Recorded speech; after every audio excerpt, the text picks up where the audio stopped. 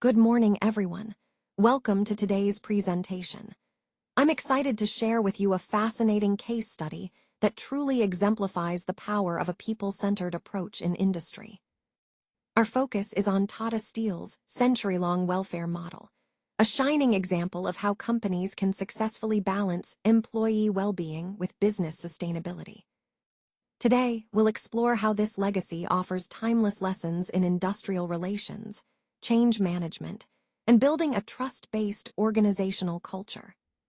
So let's dive into Tata Steel's story, India's oldest and most exemplary people-centered industrial workplace. This slide highlights a core philosophy that truly shaped India's most enduring people-centered workplace. It all starts with the idea that if you want people to work for you, you must first work for their welfare. This isn't just about giving benefits. It's about genuinely caring for employees' well-being. Tata Steel, founded back in 1907, exemplifies this approach. They revolutionized Indian industrial relations by shifting the focus from viewing employees as just costs to recognizing them as long-term assets. This mindset has helped build a work environment rooted in trust and mutual respect. By prioritizing employee welfare, Tata Steel set a standard that continues to influence workplaces today. It shows us that investing in people isn't just good ethics, it's good business. And this idea aligns perfectly with our overall theme of creating sustainable, people-centric organizations. Let's take a closer look at some of the progressive steps Tata Steel took to support working mothers and their employees well before it was mandated by law. Back in 1912, they introduced an 8-hour workday, which was quite revolutionary for that time. This was about more than just hours. It was about respecting workers' time and well-being long before labor laws caught up. Moving forward to 1915, Tata Steel provided medical facilities, company-funded healthcare for workers and their families. This was a significant step in ensuring health support was accessible, showing genuine care beyond just employment. Then, in 1920, they introduced paid leave as a standard benefit, ensuring employees could take time off when needed without financial hardship. And in 1928, they went even further by establishing maternity benefits, offering paid leave specifically for mothers. This was a groundbreaking move, emphasizing support for working mothers and recognizing their unique needs. All these measures highlight how Tata Steel was decades ahead of legal requirements, showing true foresight and a commitment to employee welfare. It's a powerful example of how progressive policies can shape a better, more supportive work environment long before laws catch up. Let's take a closer look at our collaborative industrial relations model. At its core, we emphasize a strong union partnership, which is essential for fostering open communication and mutual understanding between workers and management. When workers share in the company's success through profit sharing, it creates a sense of ownership and motivation that benefits everyone. Additionally, we've invested in employee townships with modern amenities and housing colonies, ensuring that our team members and their families have access to comfortable living conditions. These initiatives build trust and demonstrate our commitment to their well-being. All of these elements, the partnership, profit sharing, and housing, form the foundation of trust within our organization. This trust is vital because it underpins a positive, productive work environment where everyone feels valued and motivated to contribute towards our shared success. As we look at slide 5, we see that the modern workforce is truly multi-generational, with employees spanning different age groups and career stages. Each generation has its own expectations, values, and ways of working, which can create a kind of generational divide.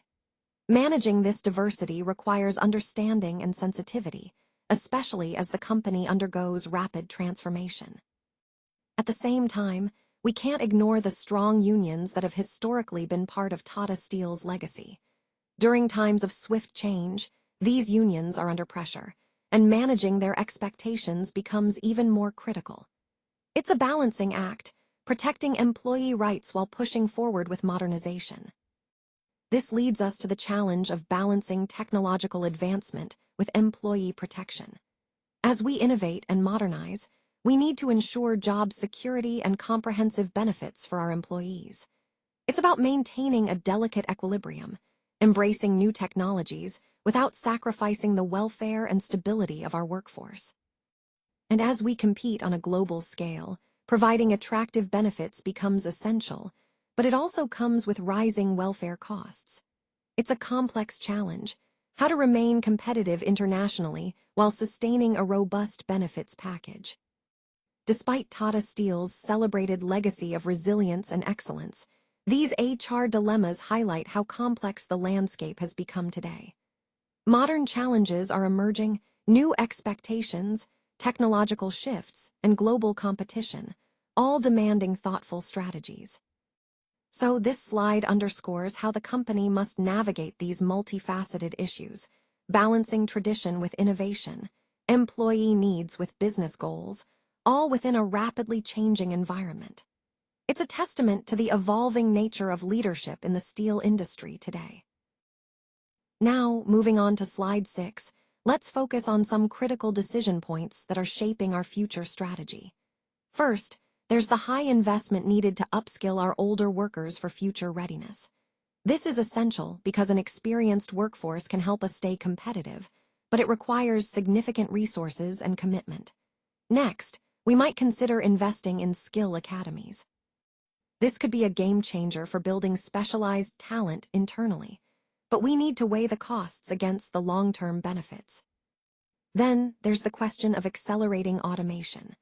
While automation promises productivity gains and efficiency, it could also threaten union stability and employment levels if not managed carefully. We have to strike a balance here. Additionally, reducing welfare costs is on the table, but we must be cautious. This can sometimes clash with maintaining trust and morale among employees. Finally, redesigning our performance systems is another key point. Long-tenured employees may resist strict KPIs and modern metrics, so any change in performance evaluation needs to be handled thoughtfully. All of these points are interconnected and crucial as we navigate these complex decisions to ensure sustainable growth and stability for our organization. Let's take a closer look at modern HR practices and the various forces shaping them today. Digital transformation is at the forefront, driving changes in how we manage talent and streamline processes. At the same time, there's a clear need for cost optimization, pushing organizations to find smarter, more efficient ways to operate. Technology-driven efficiency is becoming essential, enabling us to do more with less and stay competitive in a rapidly evolving landscape. We also face increasing pressure from the global market, which demands greater agility and competitiveness from HR functions. Traditional expectations, like long-standing welfare practices and stable union relations, are still important, but they often come with high welfare costs. Maintaining strong employee trust and loyalty rooted in a century-old welfare legacy creates a complex dilemma. On one hand, these traditions foster a sense of heritage and loyalty. On the other, they can hinder the flexibility needed in today's fast-paced environment. This visualizes the core dilemma we're facing: balancing heritage and loyalty with the demands of modern efficiency and agility. How do we honor our legacy while adapting to new realities? This is the challenge at the heart of modern HR practices, and it requires thoughtful navigation to ensure ongoing success in a competitive, global marketplace. Balancing cost, culture, and competitiveness is truly essential if we want our organizations to succeed in the long run. It's about finding that right mix that allows us to stay financially viable, preserve our unique company culture, and remain competitive in the marketplace. When we talk about sustainable HR models, the key is integrating tradition with modernization. We don't want to lose our organizational identity in the process. Instead, we should aim to evolve while staying true to our core values and practices. Change management plays a crucial role here. By prioritizing employee welfare, we can boost loyalty and engagement, which ultimately leads to higher long-term productivity. This approach benefits not just the organization, but also the individuals who make it all possible. Now, welfare capitalism is an interesting concept. It suggests that strong union partnerships, built on mutual respect and transparency, can actually become strategic assets. When these relationships are managed well, they can support the organization's goals rather than hinder them. Finally, having a clear industrial relations strategy helps us navigate these complex dynamics. It's about creating a framework where collaboration and trust flourish, ensuring that we're all working towards shared success. So the overall takeaway is that these elements, cost, culture, competitiveness, change management, and strategic partnerships, are interconnected. Mastering them is key to achieving sustained organizational success. Let's now turn to some important discussion questions that really encourage us to think about Tata Steel's approach to its workforce and its strategic positioning. First, how should Tata Steel reskill older employees?